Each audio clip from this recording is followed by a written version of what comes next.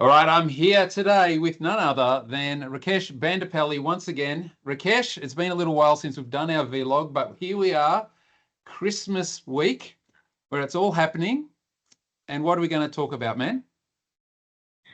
Yes, before we dive into the topic, it's been a while actually. I was looking forward to it, of course, but that doesn't mean we haven't been catching up. So No, there's a we've seen a lot of each other, actually. Yeah. yes, I know. But no, it's good to be back doing this again. And I think for next year we should probably do more and have more relatable topics, which we always find. And coming down to the topic for today Mhm. is the purpose. What drives us? What motivates us every day? Mhm. Yep. And And specifically, yeah, specifically, yes. what are the themes? Ah, okay. What do I say? Finance, fine. No. Okay. Love, legacy, finance. Oh, forget it. I'll tell everybody. It's love, finance, and legacy.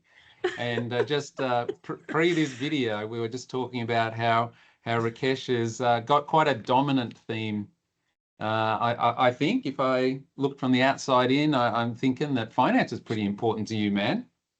You've got that business theme happening and a business Yes. focus and Yeah. multiple businesses happening at once, and Yeah. it always lights you up when we talk about not just finances, but Yeah. about business and making a living, that type of thing. Yeah. But I Yeah. think if we're talking about love, finance, and legacy, which I think, and like if you look back in philosophy and even these days in psychology, and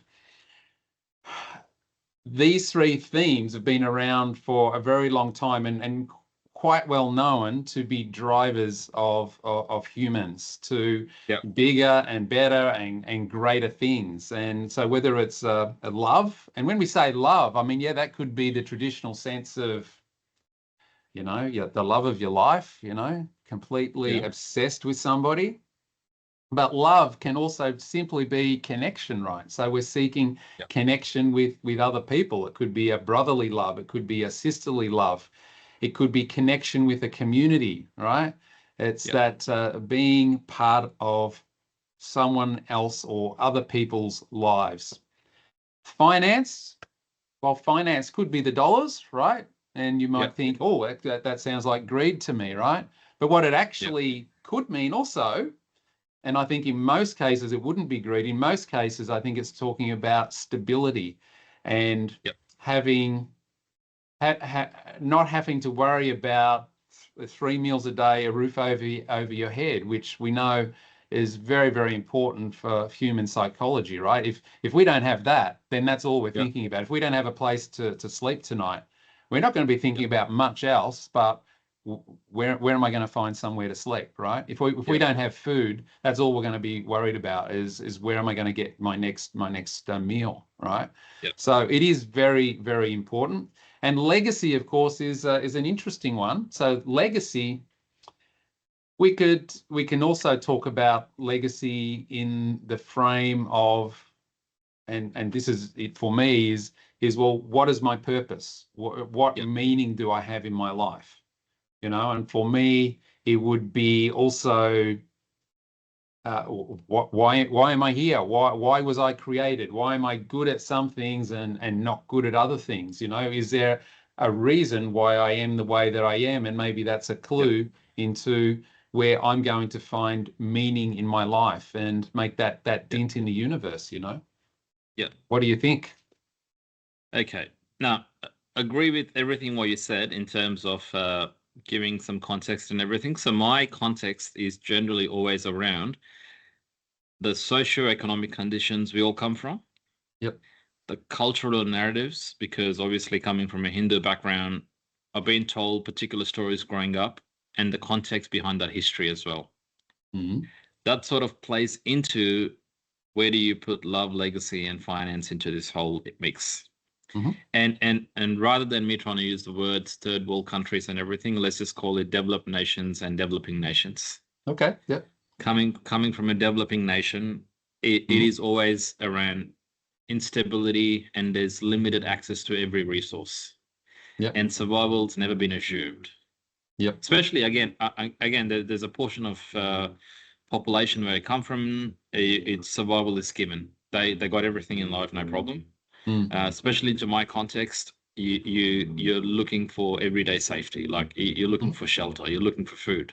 Not literally looking for food. I wasn't on the streets, but still, like it's always a question. Okay, what is the It's next not a thing? given. So yeah. So when and then when that happens, the purpose will become more collective. So it's around it's all family or community or how does life continue on? Those are the questions, and that's where all these religious temples and all these little things come in place, where all the communities all coming together because they're all looking for the same thing. How do we survive? What's the next thing in life? Oh, wow. So yeah, and that's Yeah. how naturally all the communities are formed. So the little bit I do know, or what I've experienced with the Indian community that you're talking about, is that where there is financial pressure, the safety net, where in Australia and Western countries we have a very substantial government safety net, right? Is that in developing nations that safety net is actually your community. So the finance and so what we're talking about here, finance and love, are all wrapped up in the one, right? Because the people around you, your community who love you, are not going to let you starve or not have somewhere to sleep that night, right? They're going to help you. Yes. Yeah. So, and that's where it's probably, again, either it's more family driven because you've got a bigger, larger family groups together coming together, or you've got a community coming together. It could be form of temples or church, whatever. They all come together. And that's where you feel more purposeful. It's like, oh, okay, I'm not alone. I got something else, because you're all relying and depending on each other. And what my observation moving here now for the last almost 17 years is largely all the basic needs are met. Yep. You're like, okay, a reasonably stable situation here with the health and your basic day-to-day stuff, and there's quite a nice safety net with your Medicare. Not that I had to touch wood, never have to use it, but again, the Centrelink process, all that. Like I've heard people saying, oh, I'll go do this worst case. So when that happens, then even now, including myself, I started thinking maybe after 5 years of understanding how everything works. I got my citizenship. Then I started thinking about personal happiness, and I started thinking about what's my career progression next. And it shifted towards more individualism in terms of, okay, what's me now? What is it more meaningful? Like I started looking for more answers from a meaning perspective, from a purpose perspective, because largely your basic needs are already met. So for me, maybe 20 years ago, if you asked me what's your purpose, my purpose was to live and survive. But now it's changed because as I evolve and grow in life, my circumstances changed, my context is changed, and now I've got different reasons of my purpose. So yeah, like that. Yeah, that's so there's a bit more of the legacy. There's evolution. a bit more of the dent in the universe happening now. Is that what you're saying? Yeah. So definitely. And I think coming from a survival mode, I'm like, okay, I can survive now, and then I got everything base covered. I moved into a bit of a thriving mode where I'm like, okay, career focus, get a house, get this, do that, and now I got a bit of that now, and now I jump straight into, okay, I'm going to help my community, and I got this. Obviously, the association I'm part of in India. I'm helping them, and then now it's about, okay, I've got to help the broader community now, and now I'm probably in the midst of thriving. And the next phase of self-actual realization, or whatever we want to call that, is that, okay, I'm thriving, but the next step for me is legacy and what else I can offer. So I moved from survival. Now I'm in the middle of thriving. Now whilst I'm thriving, I'm looking for the next thing, and it's like, okay, what's the next thing for me? The legacy, or like creating impact beyond myself, like what's much bigger than me now. So yeah. Do you think that for our audience, that it's important to understand where you are in your life and what driver you have at this point? Because it may not be all the same, right? So you spoke about someone having very little means growing up or when Yep. they're younger. I Yep. think that would mean that would amplify the finance side maybe all throughout their life. It may not Yep. always be the dominator, but it would certainly amplify the importance of finance. So if you've lived and breathed poverty, Yep. then you're going to put finance up very, very high. And I Yep. think a good example of that is Oprah Winfrey, right? So Oprah Winfrey came from a very, very poor family. Yeah. And what do you know? Finance was uppermost in her mind for much of her life. It was that protection that having means Yep. gave her, and it enabled her then to take some small risks and then larger risks and grow that finance. And then later you saw a big shift where it went from finance to legacy for her, where it was Yep. all about making a difference, and she became almost spiritual and the greater purpose, the bigger purpose in life Yep. was so much more important. So I guess, she's a very, very rich lady. Once the finances no longer became an issue, then legacy took over. I don't know where she is in the love stakes. I haven't kept up with that, but Yeah. it's It's almost that enlightenment. Like you're looking for deeper understanding, and it sort of leads into, again, in different formats, but more spiritual awakening. And I've seen that happening in a lot of different profiles, where if you already have a lot of finances, then you go straight into legacy, and then you go to spiritual awakening. And I think there was elements of Steve Jobs as well. Like he wasn't about survival because he was already born in Silicon Valley. Yep. So it was straight into startup career success, because it's straight into thriving world, into enlightenment, because the last part of his life was around real understanding. He was more spiritual, and obviously everything what happened. So and even with Bill Gates, or like a lot of legacy examples we see, and we hear all these names, they're almost in that spiritual journey now, with a touch of the legacy. Yeah. Leaving behind something, so that what evidence was there that I ever walked this earth? What changes? Is this world better for me having been here? And how much better, right? Yeah. That type of thing. Yes. And So I guess, back to like your you were thing. talking about, so we were talking about people who may have had been brought up in poverty, amplifying finance. So could we also say that people who had issues with love, with people caring about them, that they felt abandoned, maybe, may focus more on love as being the most important thing, of belonging to a family? I know people like that. Yeah. And I know families like that too, from some friends. Yep. But I think probably goes back is to I know some families where they had luxury of everything in life, and they were looking for love, because day to day wasn't a problem. I know the families, day to day was a problem, love was a problem too, but the day to day overtaken the pain of everything else, so that nothing else got noticed. Survival was the only thing that was very noticeable, and love was layer two. Yeah. So and belonging, everything will come follow after. So I guess a lot of people I've heard from, the love, the belonging, they're almost the kind of people where survival was already is given. Like it was the next thing for them. It wasn't a thing to think about or worry about too much. So, but then you got these two happening in some families. So again, I know them as well. Love was not a big thing, because that wasn't the most pressing thing every day. Yeah.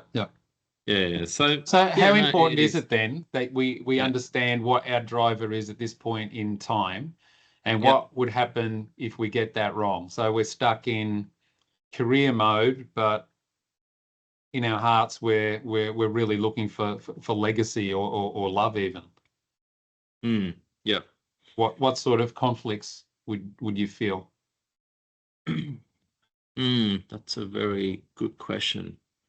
And I guess probably if people ask me generally, including my wife, I always say you try to wake up happy, and then when you go to bed, be happy. Mhm. And it comes in lots of different ways and forms. And and it would be hard to obviously individualize that answer, but you know what you want in life every day. Whether it could be you're chasing a particular dream at that point of time, or you're chasing some long-term goals, or you're chasing family, or you're chasing belonging, or you're chasing friendships, or whatever. Yep. As long as you, yeah, be happy with yourself first thing in the morning before you go to bed. A lot happens during the day. That's okay. That's normal. But as long as you have that sense of happiness with yourself, then I guess that's sort of, you can define, I guess, success maybe, or not. Yeah, like, yeah, it is a bit of a tough question. Deep question, Stephen. Oh, I stumped you. Okay. Yes, I know. Yeah. And to be clear, we're not saying that it's just one thing you will have. Like everyone, I think, has these three things in their lives. But what we're talking about is what is the dominant one right where you are now.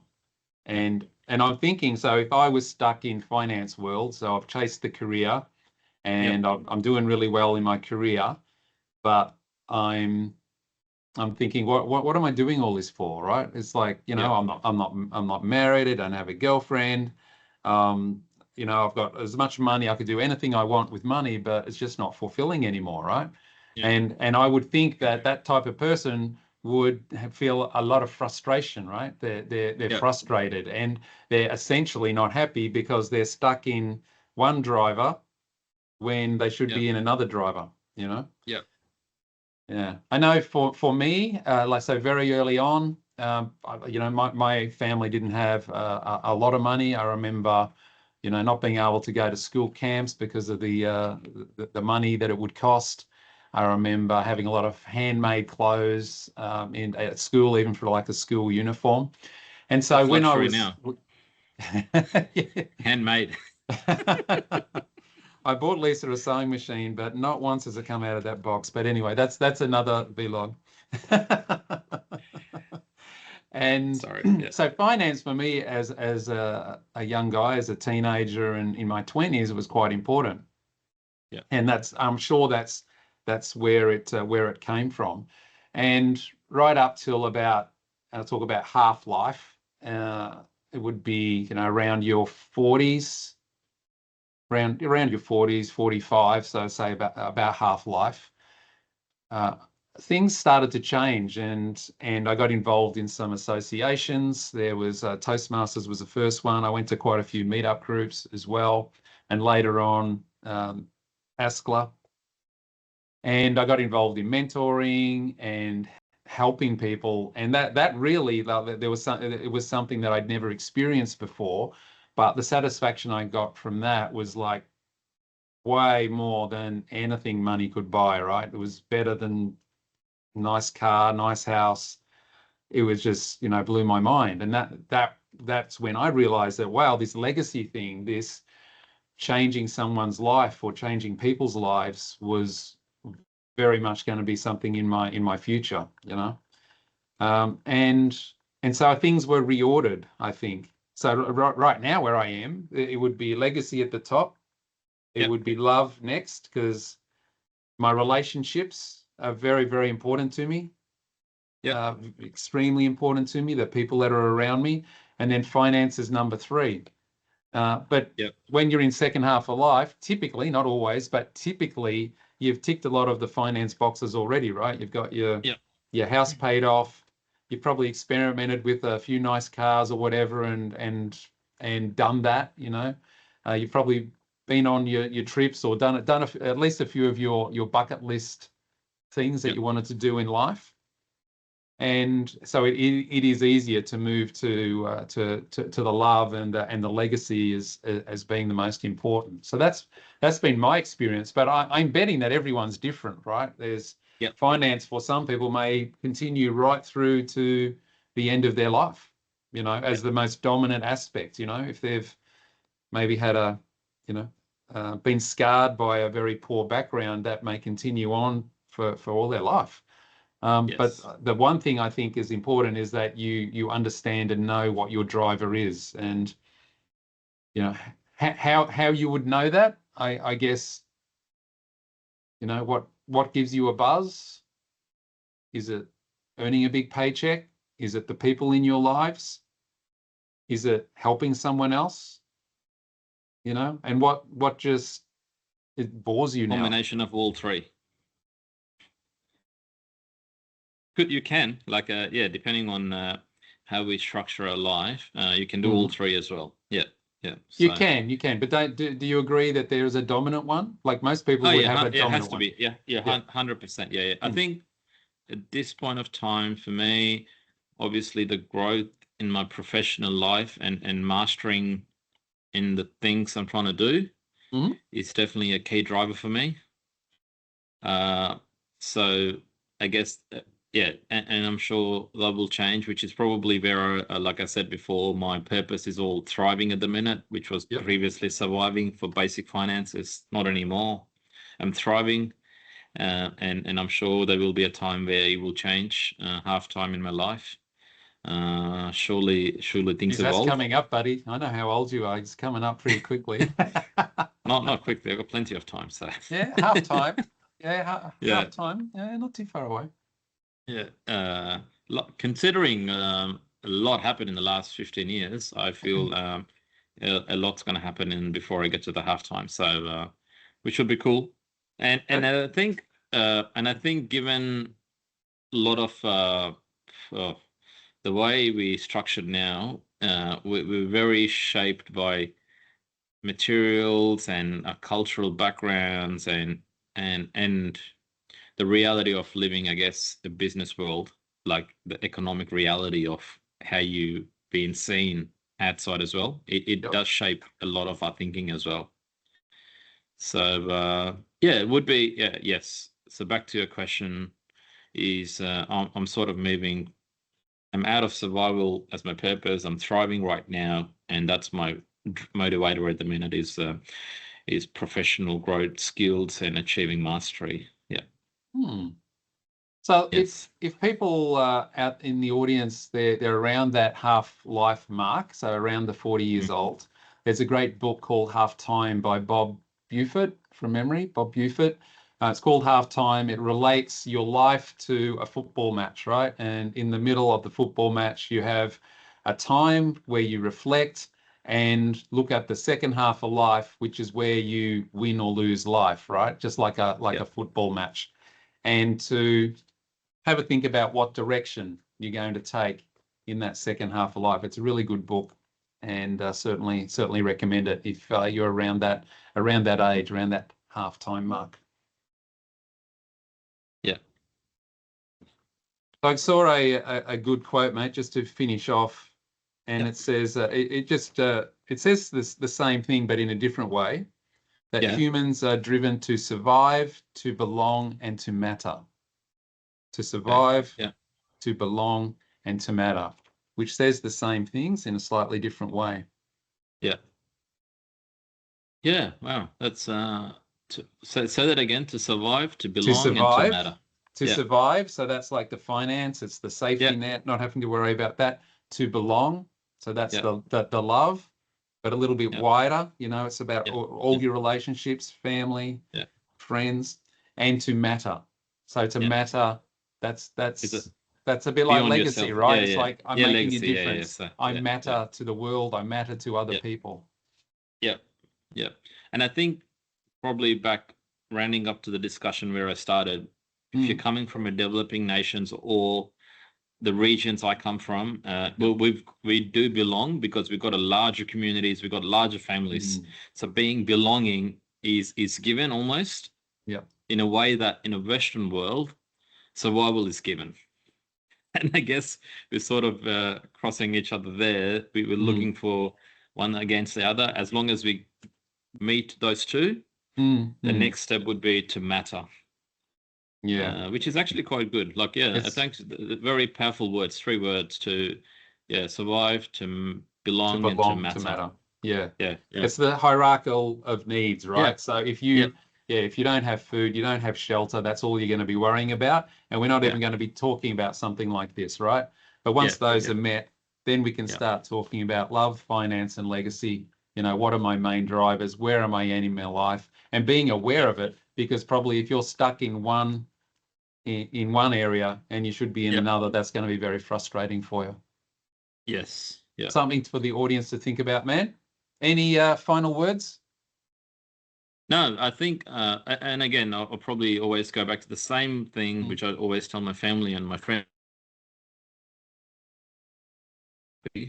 and that will give you a lot of purpose, even if you don't have anything in particular now. That will define a lot of purpose as long as you remain happy and content, I guess. And let me think. What was not content? Something else I was going to say. Oh yes, it's a famous quote which I really love. Is if you find pleasure in what you do, perfection is a default. Oh, okay. So Nice.